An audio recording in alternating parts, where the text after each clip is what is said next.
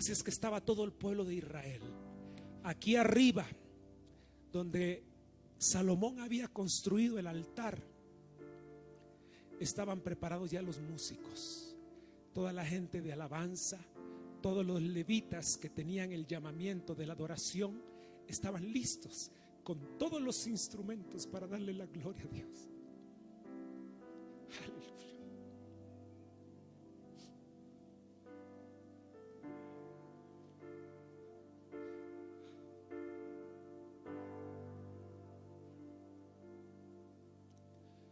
Perdónenme, hermanos, que siento una presencia bien fuerte esta mañana. Así es que los levitas estaban preparados. Dice la palabra del Señor que estaban los 3 sacerdotes adoradores: Asaf, Emán y Jedutum. Y estaban con todos sus hijos. Y dice la Biblia que estaban vestidos de lino fino, porque era la dedicación del templo. Estaban con vestiduras reales. Y dice que estaban todos preparados con arpas, con salterios, con címbalos y con todos los instrumentos listos para empezar la adoración y la dedicación del templo. Aquí arriba habían 120 sacerdotes que estaban listos y preparados con los shofares.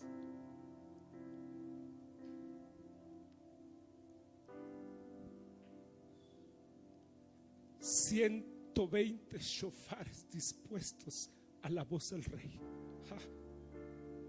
¿Cómo se ha de haber oído 120 shofares? Así es que estaba la gente expectante. Y entonces entró Salomón. Cuando Salomón entró y se paró en el altar, dice la palabra del Señor que toda la gente estaba de pie y estaba atenta a lo que Salomón iba a hablar. Así es que Salomón entró, pero él entró al altar y sintió en su corazón caer de rodillas delante de la presencia del Señor. Así es que Salomón vino y le dio la espalda al pueblo. Se arrodilló al altar, alzó sus manos y empezó a orar. Quiero que ponga la atención a la oración de Salomón, porque pidió 8 cosas.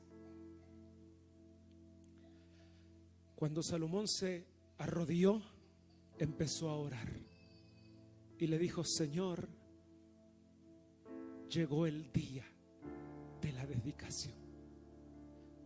Ya no estarás más en la oscuridad. Habitarás en este templo que hemos construido para ti. Pero yo te pido que tu presencia esté de noche y de día en este lugar, y que estén atentos tus oídos y que estén abiertos tus ojos a la oración, al clamor y a la súplica de todos los hijos que vengan a postrarse delante de tu presencia. Y yo te pido, le dijo, número 1, que cuando tu siervo, o sea él, que cuando yo venga a tu presencia a pedirte, yo te pido que tus ojos estén abiertos y que tus oídos estén abiertos, y que el clamor que yo haga, tus ojos estén atentos y tus oídos estén atentos, y que puedas perdonar mis pecados y que puedas hacer conforme a lo que yo te pida, le dijo, número 1. Número 2, también te pido que cuando venga el pueblo, le dice, yo te pido que estén también abiertos tus ojos y que estén atentos tus oídos al clamor de mi pueblo, le dice.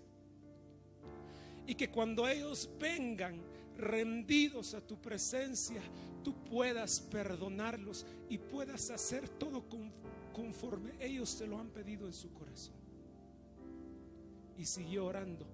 Número 3, Y te pido también que cuando vengan los pecadores, que cuando vengan los pecadores delante de tu presencia y se vengan a arrodillar arrepentidos por haber pecado contra ti, yo te pido que tus ojos estén abiertos y que tus oídos estén atentos al clamor que te haga el pecador, y que extiendas tu mano de misericordia sobre el pecador y que le perdones sus pecados y que puedas hacer conforme lo que hay en su corazón. 3. Número 4. Y que cuando vengan las personas que van a la guerra, le dice, si las personas van a la guerra y te vienen a pedir que tú los acompañes para que estés con ellos en la guerra y puedan obtener la victoria, yo te pido que abran los ojos también sobre ellos y que estén atentos tus oídos y que puedas extender tu mano de misericordia sobre estos guerreros y tú les puedas dar la victoria. Número 5.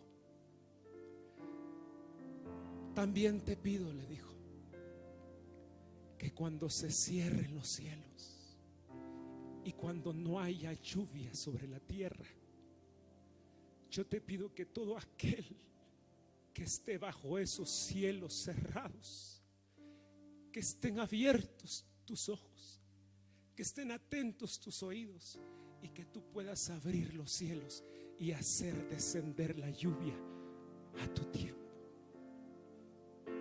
Número 6.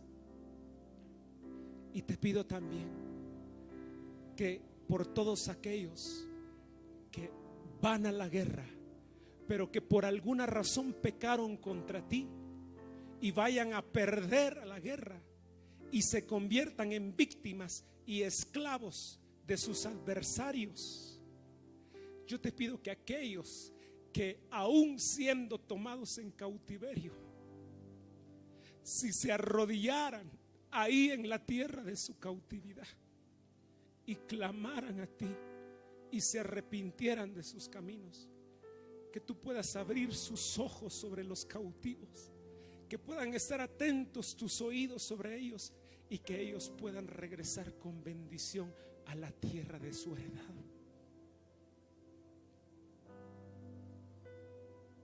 8. Y te pido también que cuando tú envíes a la langosta, al saltón, al piojón y al revoltón a destruir la tierra de tu pueblo, y cuando mandes pestilencia y cuando mandes cualquier enfermedad a tu pueblo, si ese pueblo se convirtiere de sus malos caminos y se arrodillaran delante de ti a este templo, yo te pido que también por ellos tú abras los ojos y estén atentos tus oídos y que tú le puedas perdonar los pecados, y entonces que se vaya lo que destruyó el pueblo.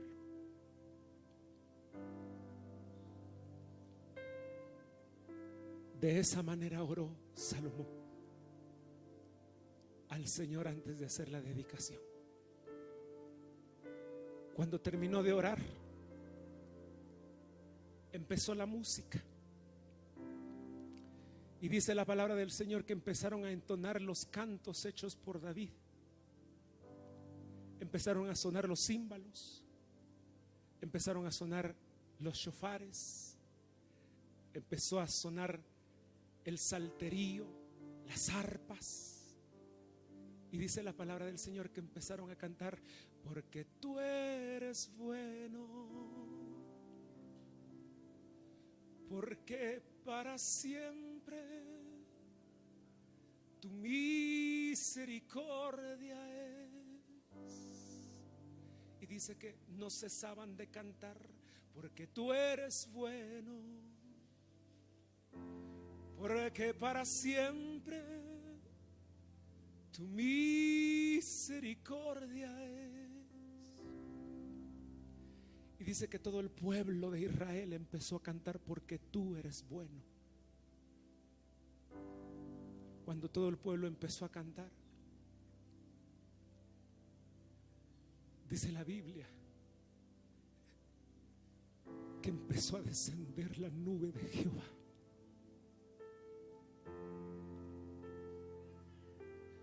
empezó a descender la presencia de Jehová y empezó a llenar el altar. Y dice la palabra del Señor que de la misma forma en que la nube acompañaba al pueblo de Israel cuando salió de Egipto en el día, y que de la misma forma en que la columna de fuego los alumbraba por las noches, la columna de fuego empezó a descender sobre el altar aquella tarde. Es que la presencia de Jehová estaba descendiendo. Empezó a caer la gloria del Señor, el Shekinah del Señor. Y dice que la gloria era tal, era tan fuerte, tan poderosa, que los sacerdotes no podían entrar a ministrar, porque la gloria era tan grande que no se podían contener ante la maravillosa presencia de Jehová. Jehová mismo se estaba manifestando en una columna de fuego aquella tarde. La gloria de Jehová, hermano, estaba inundando aquel templo.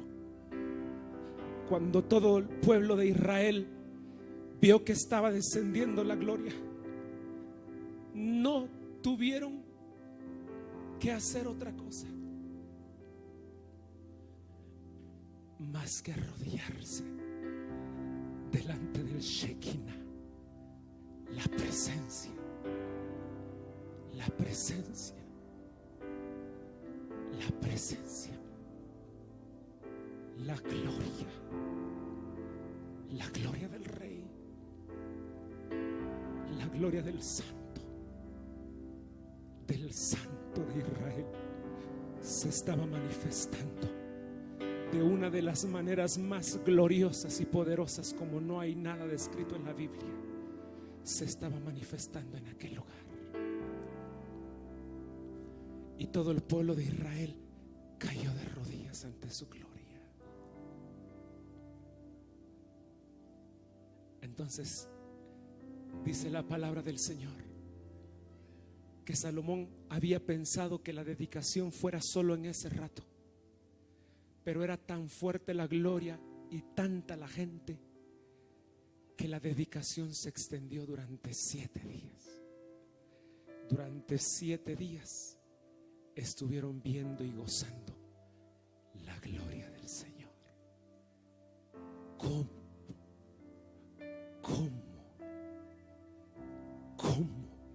habrá sido aquel momento? ¿Se lo puede usted imaginar? ¿Cómo habrá sido aquel momento que nadie se pudo contener ante su presencia? Dice la palabra del Señor que después de los 7 días Salomón los despidió,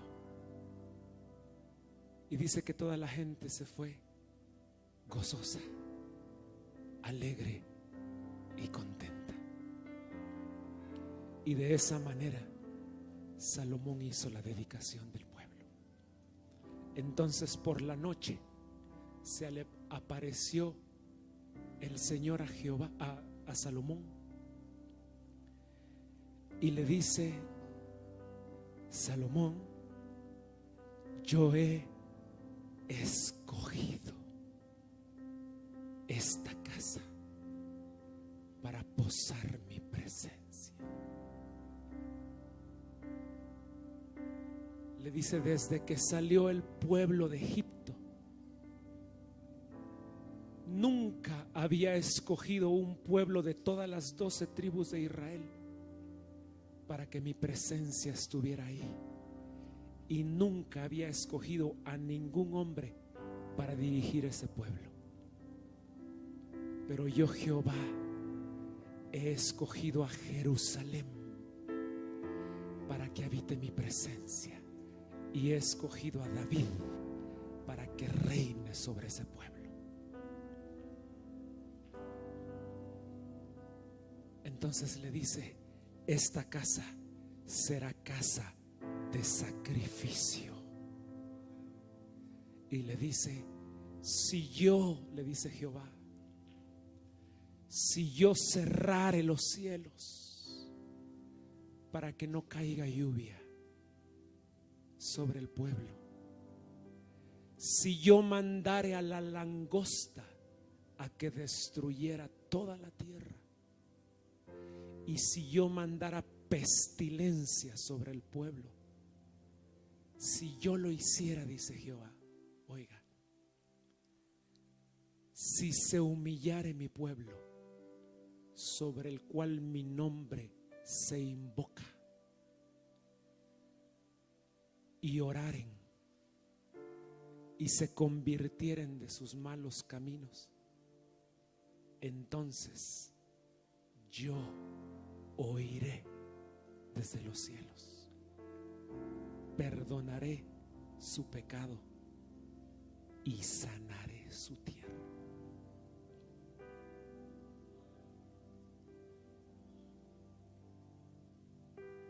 Aleluya.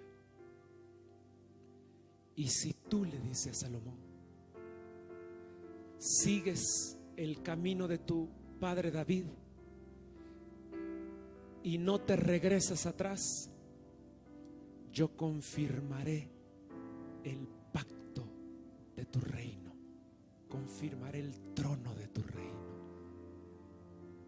Pero si te arrepientes y buscas a otros dioses, te inclinas a ellos y los adoras, yo arrancaré mi presencia de este lugar y arrojaré esta casa de mi presencia, y será por burla y por escarnio a todos los pueblos.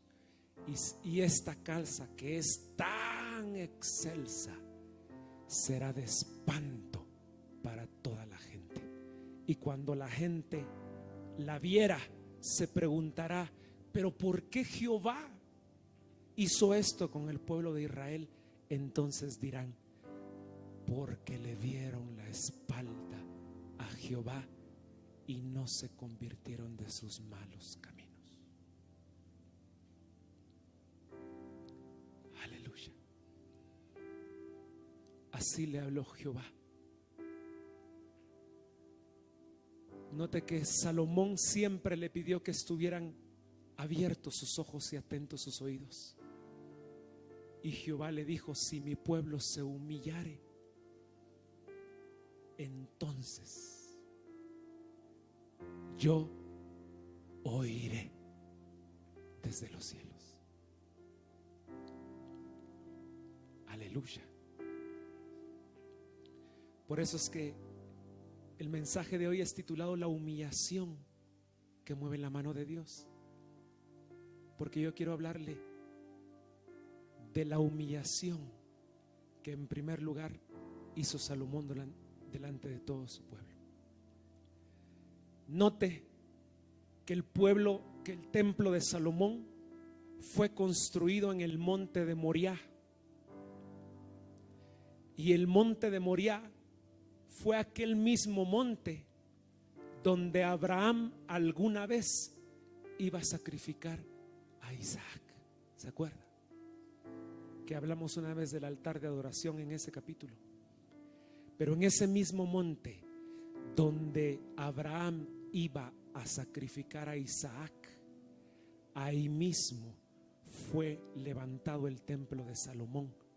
Por eso Jehová lo llamó casa de sacrificio, porque no solo había sido el sacrificio de Abraham, sino que ahora se iba a levantar otro sacrificio más impactante para toda la nación de Israel. Aleluya. Diga conmigo: santo es el Señor.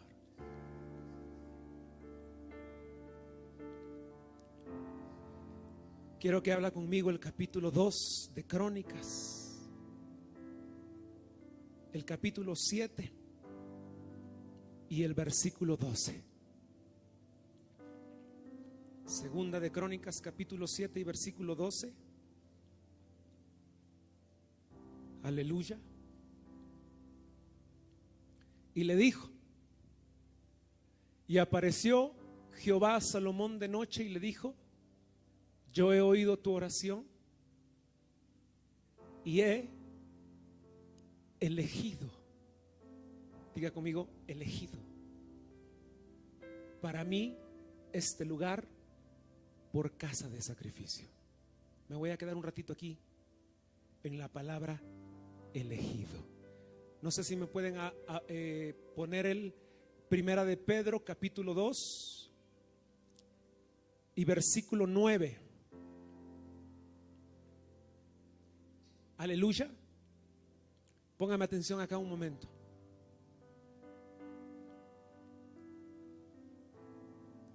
La palabra Moriah significa el elegido por Dios o el escogido del Señor. Amén. Se lo repito una vez más. La palabra Moriah significa el elegido de Dios o el escogido por el Señor. Y aquí dice que el Señor había elegido. Amén. Pero en segunda de Pedro, es segunda de Pedro, primera de Pedro capítulo 2 versículo 9, dice: mas vosotros sois, número 1, linaje escogido. Número 2, real sacerdocio. Número 3, nación santa. Y el que me interesa, número 4, pueblo adquirido por Dios. En otra versión dice pueblo escogido por Dios. ¿Para qué? Para que anunciéis las virtudes de aquel que os llamó de tinieblas a la luz admirable. Amén. Diga conmigo: yo soy el escogido de Dios. Dígalo otra vez: yo soy el escogido de Dios. Yo quiero decirte esta mañana que tú no estás aquí en este lugar por casualidad, ni estás en esta tierra por casualidad. Yo quiero decirte que no fue un error de tus papás. Tus papás no se equivocaron. Di conmigo: mis padres no se equivocaron. Yo fui escogido por Dios. ¿Usted sabe que nosotros ya existíamos en el cielo? Nosotros ya existíamos en el cielo. Por eso el Señor dice que fuimos predestinados.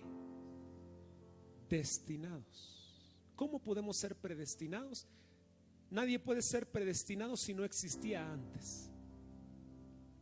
Pero nosotros, no se vaya a confundir, no existíamos en forma de mariposas o de cotorros o de cotorras, pero existíamos en el diseño del Padre. Y cuando Él decidió que nosotros naciéramos, solo te escogió, solo te seleccionó y te dijo: tú vas a nacer y ellos serán tus padres. Así es que si tú alguna vez pensaste que eras un error, no eres un error. Fuiste escogido, predestinado por el Padre. No te ganaste la lotería. No había una tómbola con tu nombre. Estaba tu nombre escrito en el corazón del Padre. Diga conmigo: pero yo también, hermano. Tú también. No te has confundido al venir a este lugar esta mañana. Él quiere confirmarte que fuiste escogido por Dios. Aleluya. No hay una bendición más grande que el que tu padre te haya escogido. Cuando tú juegas en un equipo y le dices, a ver quién meto, quién es bueno, voy a escoger a Mario Vargas, él es bueno. El entrenador te escoge, pero aquí te escogió tu creador, tu papá, tu papito, el que no se confunde, el que no cambia, el que no tiene sombra de variación, el que vive y permanece para siempre. Él te escogió para que estuvieras esta mañana. Si Él te escogió, la pregunta es: ¿para qué te escogió? Nosotros tenemos una función general y una función específica. La función general está ahí en el capítulo de Primera de Pedro. ¿Para qué te escogió? ¿Para qué eres linaje escogido? ¿Para qué eres nación santa? ¿Para qué eres real sacerdocio? ¿Para qué eres pueblo adquirido? ¿Para qué? Diga conmigo: para anunciar las virtudes de aquel que me llamó de tinieblas a luz. ¿Cuál es tu propósito? Para anunciar las virtudes de aquel que me llamó de tinieblas a luz. Ese es mi propósito general. El específico es personal. Y no te lo voy a decir esta mañana porque no lo sé, pero el Padre sí lo sabe. Lo que quiero decirte esta mañana es que si Él nos escogió es porque hay un propósito. Diga conmigo: propósito. Aleluya. Note que cuando Salomón oró y le pidió 8 cosas, él le decía: pero al pecador perdónalo. Si viene mi pueblo, perdónalo. Si vengo yo a pedirte perdón, perdónanos. Si viene el que va a la guerra, también ve con él. Y si es cautivo en la guerra, pero en la tierra de su cautividad se arrepiente, perdónalo y sácalo de la tierra de su cautividad. Pero si cierras los cielos sobre la tierra, aquel que venga también a pedirte porque tiene cielos cerrados, también perdónalo y abre la puerta de los cielos. Y aquel que esté bajo el yugo de la langosta y que se le está destruyendo todo, también si se arrepiente, abre tus ojos, le decía a Salomón. Yo quiero decirte una cosa que te va a doler, porque a mí me dolió, pero es una verdad del cielo. Al Señor no le interesa lo que estás sufriendo en este momento. No me malinterpretes. ¿Qué estás sufriendo? Se te cerraron los cielos.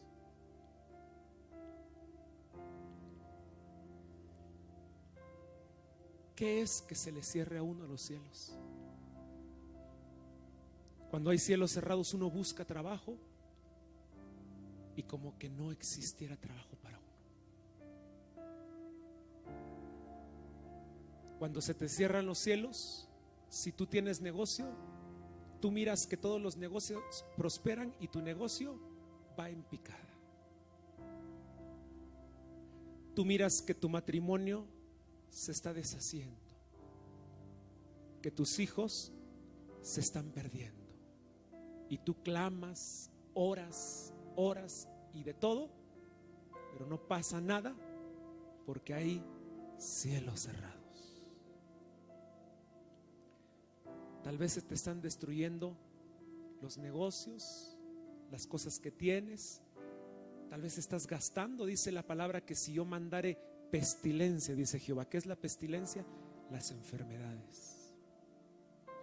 Tal vez te envíe una enfermedad que te está robando y que te está saqueando. Todos estamos pasando o hemos pasado por una aflicción. por llanto, por lloro.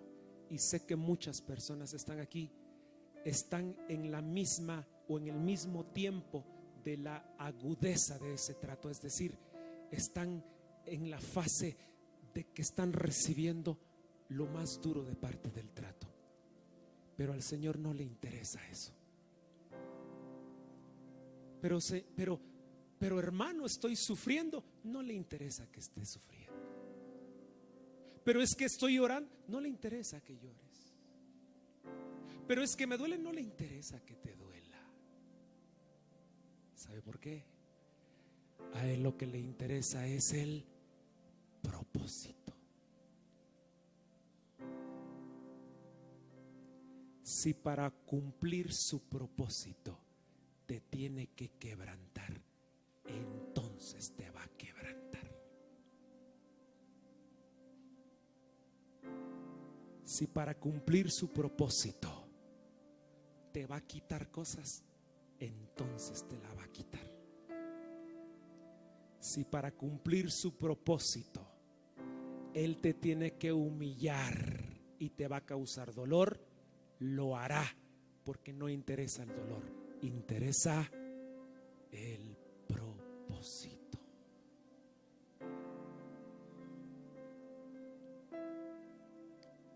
¿Cómo cambian las cosas ahí? ¿Cuántos tienen un propósito? Yo quiero decirte esta mañana que todos tenemos un propósito. Todos. No hay ninguno que no lo tenga. Todos tenemos un propósito. Por lo tanto, vamos a tener que ser quebrantados hasta lo máximo. Pero te digo, si eso nos va a acercar más al propósito, es inevitable que no padezcamos. ¿Me estás entendiendo? ¿Sabe? Cuando estamos pasando nosotros por una aflicción, nos ahogamos en un vaso de agua porque creemos que el mundo se terminó. Es todo lo contrario. Está empezando el cumplimiento de tu propósito. Por eso cuando Elías se quería matar,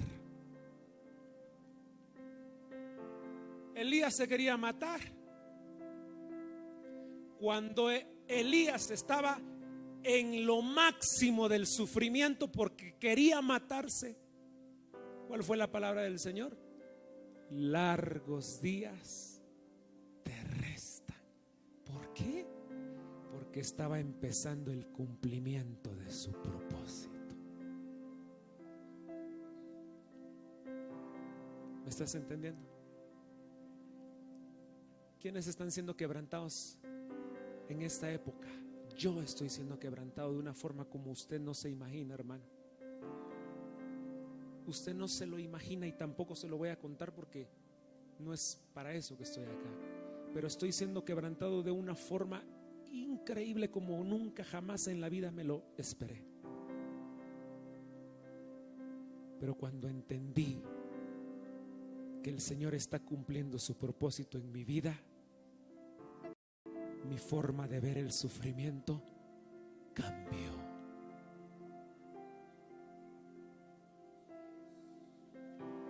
Yo no te voy a venir a declarar que tu respuesta viene mañana. Yo no sé qué petición le hayas pedido tú al Señor, pero yo te aseguro que si agarras esta palabra, tal vez no vas a salir con la respuesta, porque eso ya depende del Señor, pero vas a salir con paz, porque eso es lo que vino a mi vida. En medio de tanta aflicción y tanto quebrantamiento, el Señor me trajo paz. Y cuando tienes tú la paz en medio de la aflicción, es porque estás entendiendo que es necesaria la aflicción para llegar al propósito del Padre. ¿Cuánto le dan un aplauso al Señor esta mañana? ¡Aleluya! ¡Gloria al Señor! casa de sacrificio. Ah. Casa de sacrificio le puso el Padre a ese templo de Salomón. Ah. ¿Qué fue lo único que le pidió Jehová a Salomón? Vea que Salomón le pidió y le pidió y le pidió. Pero Jehová le pidió una cosa y le dijo: si mi pueblo se humillare. Solo eso le pidió Jehová. Solo la humillación. Ahora le voy a explicar yo qué es la humillación. En primer lugar, la humillación implica una muerte. No es una muerte física como todos creemos y como todos deseamos. Porque en medio, fíjense que cuando estamos nosotros en la aflicción, cuando nosotros estamos en el quebrantamiento y en el sufrimiento, lo que deseamos es la muerte, ¿cierto? Y le decimos: Señor, mejor que me muera, mejor llévame. Como lo pidió Jacob alguna vez: no soy yo mejor que mis padres, mejor mátame, llévame. ¿Qué estoy haciendo acá? Y nosotros pensamos en una muerte física, mas Dios está pensando en una muerte, pero espiritual. Ve qué tan confundidos estamos. Porque mientras nosotros estamos buscando la muerte física, el Señor está buscando la muerte a nuestro yo.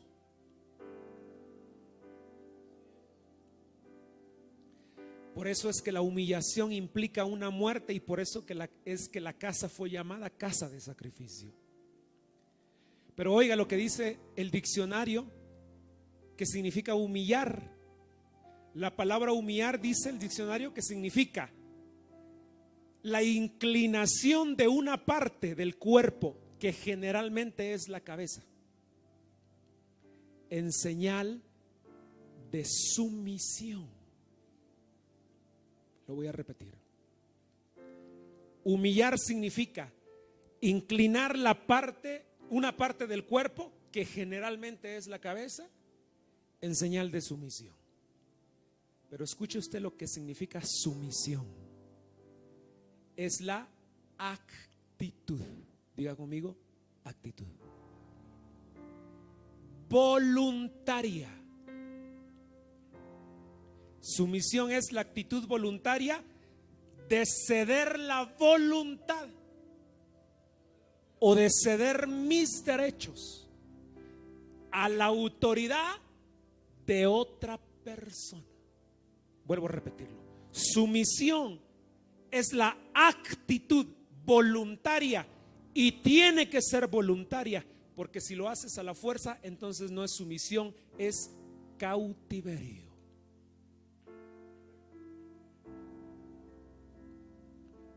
Actitud voluntaria de ceder mi voluntad, diga conmigo: mi voluntad, o de ceder mis derechos a la autoridad de otras personas. Y la sumisión es sinónimo de siervo. Filipenses 2, Filipenses capítulo 2, versículo 6. A veces nos llamamos: yo soy el siervo de Dios. Pero ¿será que nosotros hemos cedido el derecho y hemos cedido nuestra voluntad? Dice, perdone usted que le ponga yo el ejemplo de Cristo, pero la Biblia dice que seamos como Cristo, mansos y humildes. Filipenses 2:6 dice: el cual, siendo en forma de Dios, no que era Dios, sino que en forma de Dios,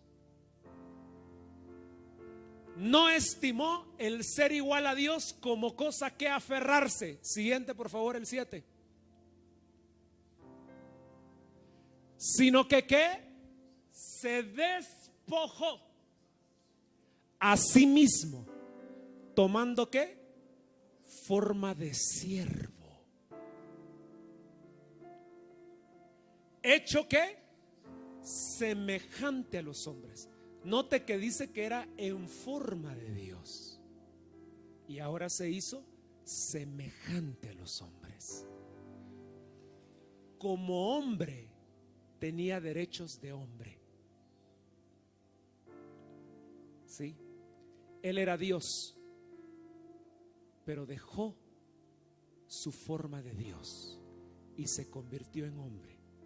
Cuando se convirtió en hombre, adquirió los mismos derechos que tienes tú y que tengo yo. ¿Sí?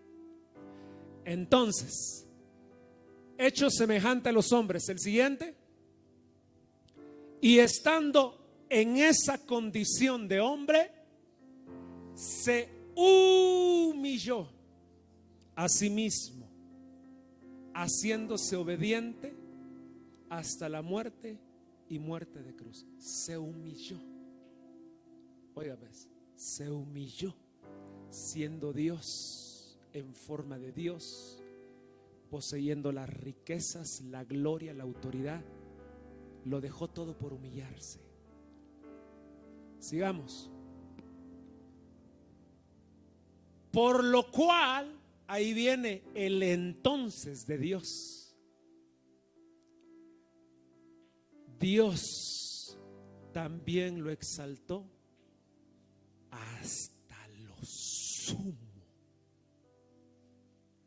¿Por qué lo exaltó hasta lo sumo? Porque Él se humilló hasta lo más vil y menospreciable. ¿Cómo no iba a ser exaltado hasta lo sumo? Si siendo rey dejó absolutamente todo por humillarse.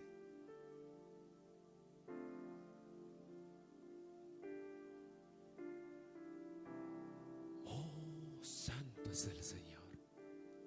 ¿Será que si le pidiéramos a Donald Trump que dejara sus riquezas y que se humillara, lo haría? Pero ni nosotros, que tenemos poco, queremos dejar y despojarnos de lo poco que tenemos. ¿Cómo Dios no lo iba a exaltar hasta lo sumo? Y le dio un nombre, el cual es sobre todo nombre.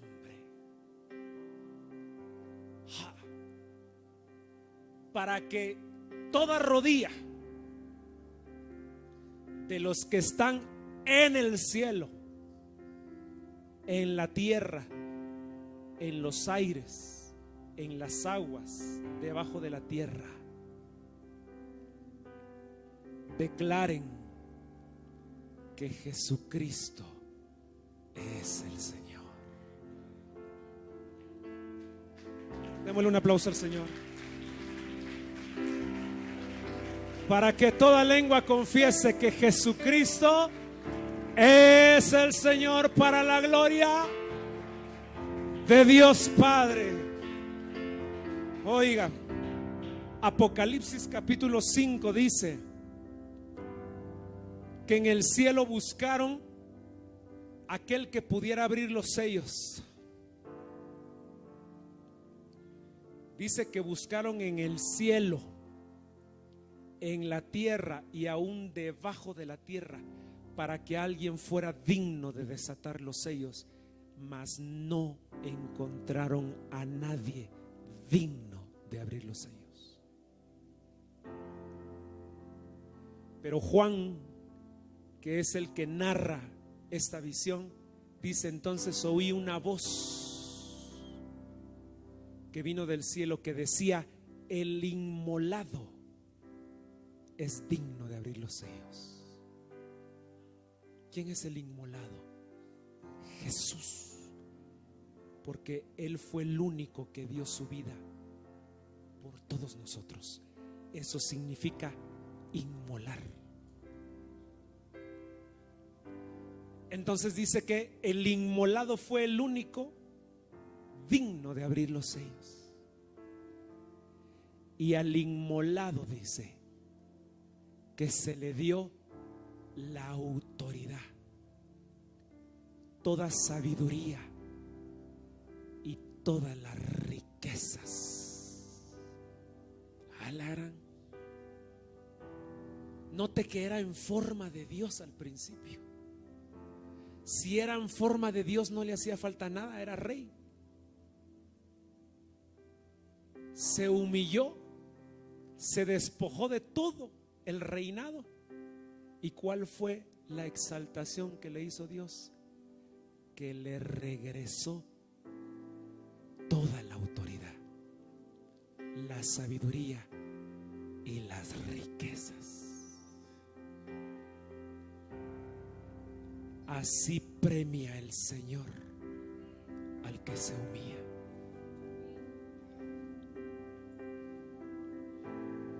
Aleluya. Santo es el Señor. Isaías 53:7.